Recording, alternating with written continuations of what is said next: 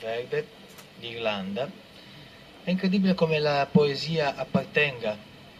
Ho constatato anche qua durante questo viaggio, partendo da Cagliari, ripassando da Carbonia, poi Carloforte, poi Villa Cidro, Oristano, Busacchi, Orotelli, Bosa, Uri, Sassari, Tempio Pausania e finalmente Loiri.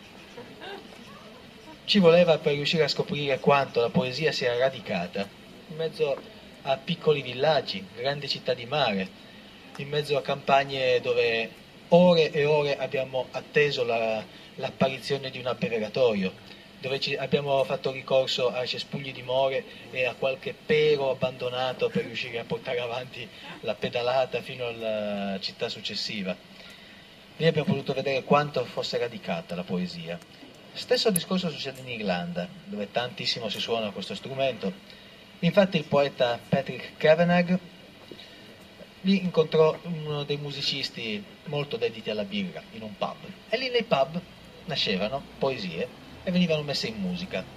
Così succedeva questa. Si dice che l'Irlanda sia il paese delle fate, e qui la fata o strega che sia è vista anche come il demone della creatività, del sogno, del osare andare oltre. Infatti dice a un certo punto: ho amato fin troppo per una creatura fatta di fango.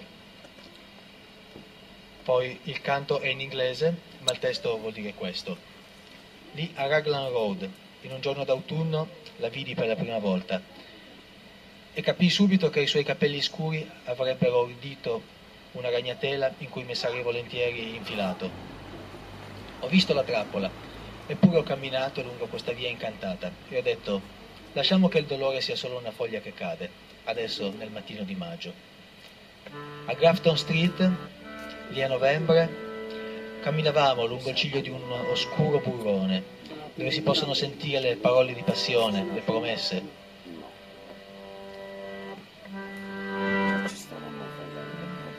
La regina di cuori ancora cucina torte mentre io non sto facendo fieno. Ho amato troppo, e questa è la felicità buttata via. Io le diedi i doni della mente, le ho dato i segni segreti che sono conosciuti agli artisti che hanno imparato i linguaggi della pietra, della canzone, del tempo. Io non ho lesinato di tempo e di inchiostro, le ho donato risme di poesie da dire, con il suo nome scritto sopra e i suoi capelli scuri come le nuvole sopra le scogliere del pieno del maggio. Ma in quella scura strada dove si incontrano antichi fantasmi l'ho vista andare via da me così svelta che dovetti ammettere, la mia ragione dovette ammettere che avevo amato troppo per una creatura fatta di carne, sangue e fango, perché dove l'angelo si ferma ad amare il fango, allora perderà le sue ali.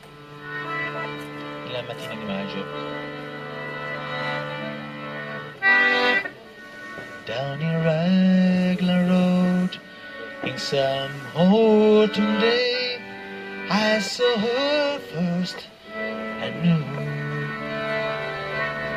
better old dark hair would weave a snare, but I may one day rule.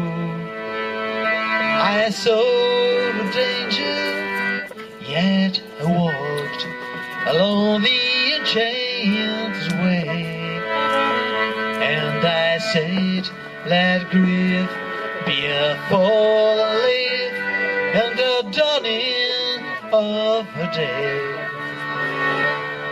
On Grafton streets in November, we trip lightly along the ledge of a deep ravine where can be seen the worlds of passion pledge.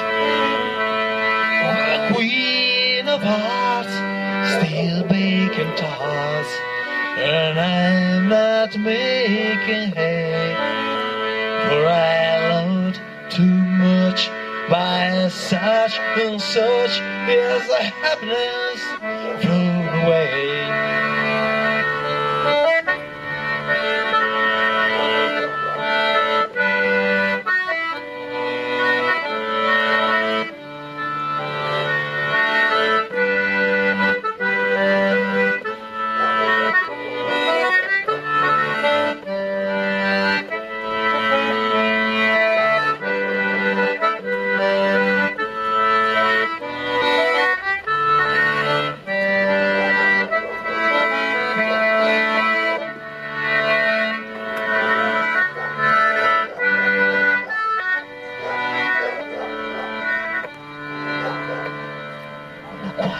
street where old ghosts meet.